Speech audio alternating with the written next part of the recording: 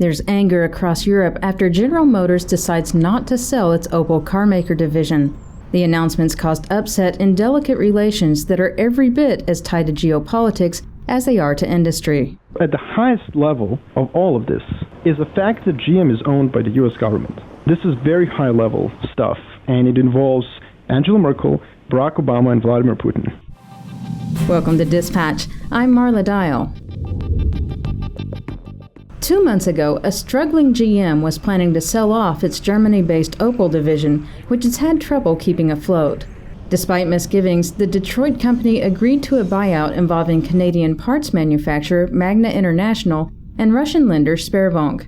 To win GM's agreement, German Chancellor Angela Merkel threw in a special loan. It was election season, and she was looking to save German jobs in the corporate restructuring. The deal had been approved, but now, after months of more positive performance, GM says it would rather keep its European assets after all, throwing the fate of workers in Germany and other parts of Europe back into question. Labor unions throughout much of Europe have responded angrily, and walkouts have occurred in Germany. It's not nice.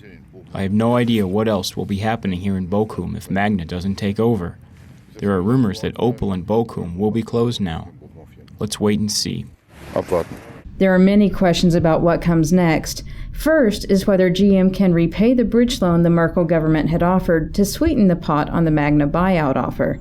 Doing so could involve use of bailout funds received from the U.S. government. It definitely has cash. The question is whether the U.S. government will allow GM to use that money on overseas operations, which is a political issue inside the U.S. Next, there's the issue of 4.5 billion euros in loan guarantees, which Germany had agreed to provide to any suitor for Opel under pressure from the European Commission. GM may be expecting similar benefits, but they're not necessarily assured. Finally, there's the possibility of a strong response from Moscow, where Russian Prime Minister Vladimir Putin has hinted at possible litigation. The Russians are not necessarily as displeased as the Germans, or at least they're keeping their cool about it, but they're definitely not going to go out without a fight.